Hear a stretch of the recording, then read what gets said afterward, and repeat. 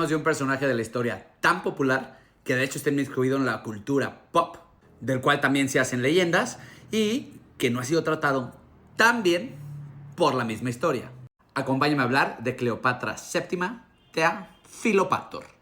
Y como siempre, un poquito de historia, un poquito de contexto. ¿De dónde viene Cleopatra? Cleopatra es hija de Ptolomeo XII, que viene de la dinastía de Ptolomeo I Sóter. ¿Se acuerdan de él? Él era la mano derecha de nada más y nada menos que de Alejandro Magno. Es decir, Cleopatra viene de un linaje macedonio, griego, y del lado de la mamá no se sabe mucho, pero al parecer sí viene con mucha sangre egipcia. Nació en el año 69 a.C. en la ciudad de Alejandría, que fue la última capital faraónica precisamente de esta última época, que son los ptolomeicos. Y si nos vamos a su infancia y su juventud, podríamos decir que Cleopatra tuvo una educación privilegiada, porque estudió nada más y nada menos que en el Museión, es decir, la antigua Biblioteca de Alejandría. Y en ese lugar estudió oratoria y filosofía griega. Estas dos le dieron el arma que utilizaría más constantemente y que la llevaría hasta donde llegó. Y no fue la seducción, fue el hablar 9 idiomas, en los cuales incluía obviamente el griego, el egipcio, que fue la primera de esta dinastía ptolomeica en hacerlo, y el latín, que le serviría para lo que veremos a continuación. Además de la facilidad para hacerlo, y también el conocimiento de la filosofía y la cultura, tanto griega como egipcia, como romana. El punto es que muere su padre, Ptolomeo XII, y ella tenía únicamente 18 años cuando prácticamente le asignan el poder, acompañando a su hermano menor, Ptolomeo XIII. O Teos, también como le decían, con el cual contrajo matrimonio, cosa que no era muy rara, más del lado egipcio, si queremos recordar que Cleopatra se decía a sí misma que era la reencarnación de Isis, e Isis se casó con su hermano Osiris.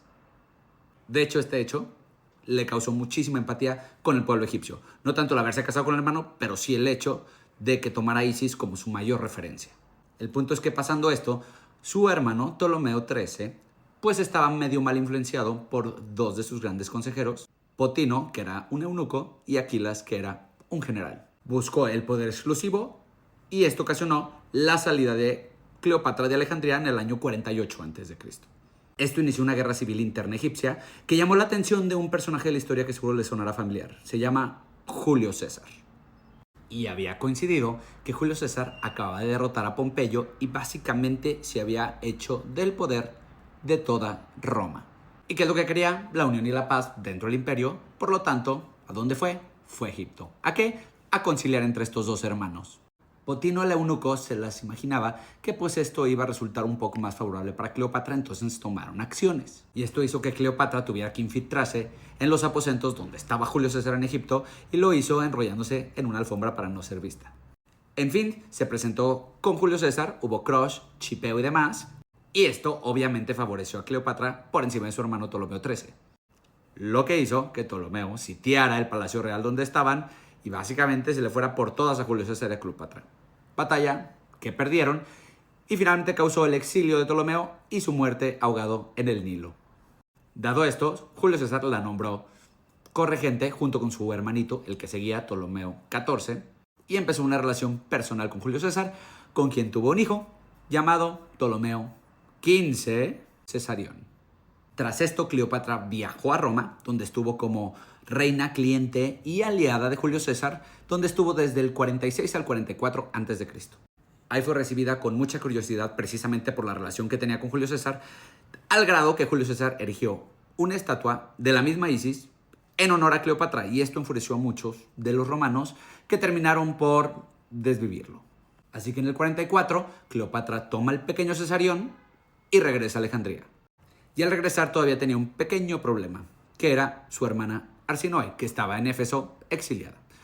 ¿Y cuál era el problema? Pues que todavía tenía gente que le podría quitar ese trono. Así que repentinamente muere su hermanito con el que estaba regiendo, Ptolomeo XIV. Y en este punto ella necesitaba un aliado. ¿Y quién más? Quien que había conocido en Roma, y tal vez le sonara familiar este nombre, Marco Antonio. Marco Antonio era un personaje muy importante porque era la mano derecha de Julio César y durante los siguientes 2 años que en Egipto reinó la paz, en el Imperio Romano no. Y básicamente entre él y Octavio, que era sobrino de Julio César, pues se dividieron el Imperio Romano después de acabar con todos los enemigos, el occidente y el oriente. ¿Quién se quedó en el occidente? Octavio. ¿Quién se quedó en el oriente? Marco Antonio. Y ya como amo y señor del oriente, Marco Antonio convoca a Cleopatra en Tarso en el 41 a.C., pues ahora sí para que se pusieran a negociar. Y así llegó Cleopatra en una barcaza fastuosa cual Afrodita a conocer y presentarse de nuevo con Marco Antonio. Y así combinando todas sus fortalezas, pues terminó por realizar una alianza política y amorosa con Marco Antonio. Tanto así que tuvieron 3 hijos. Los gemelos Cleopatra Selene y Alejandro Helios y el príncipe Ptolomeo Filadelfo. Después de esto, Marco Antonio se echó a su hermana de Cleopatra, Arsinoe, y básicamente dejó a Cleopatra y a él solitos en la cima. Los siguientes años no solo hicieron una mancuerna romántica, sino también militar y muy eficiente, porque juntos hicieron de Partia y de Armenia. Y en recompensa de esto, Marco Antonio, en la ceremonia de las donaciones de Alejandría en el 34 a.C., pues básicamente admite a Cleopatra como autoridad en todos los territorios del Oriente.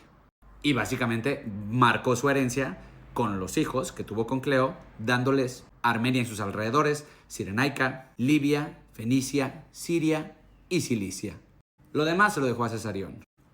Y además oficializó su divorcio con Octavia, que era la hermana de Octavio, el señor del occidente.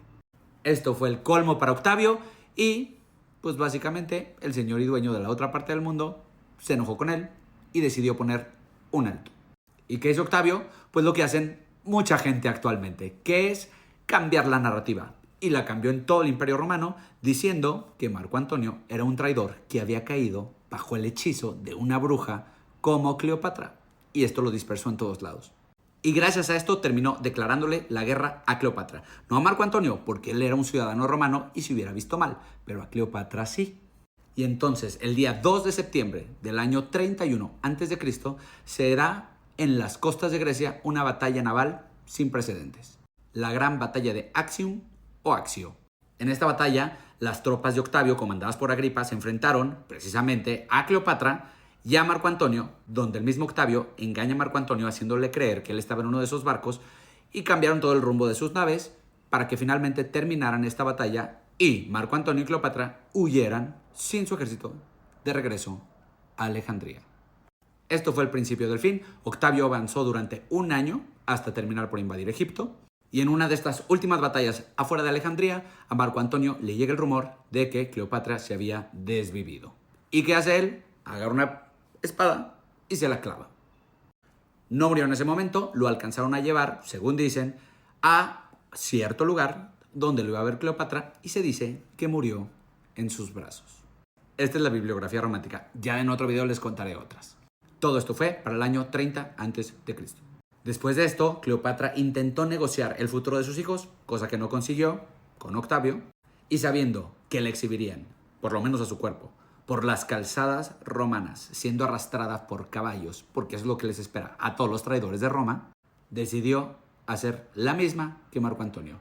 Y se dice que utilizó a una cobra egipcia o un áspid, como le dicen, y básicamente se desvivió también.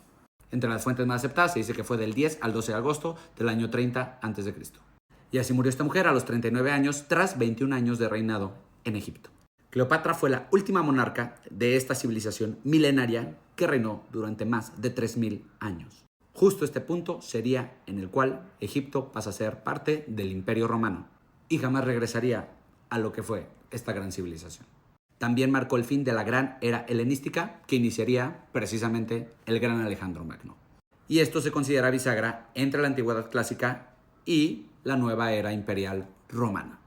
Esta es solo una pequeña parte, vendrán más videos de esta gran figura que prácticamente desafió las normas de género desde hace muchos años.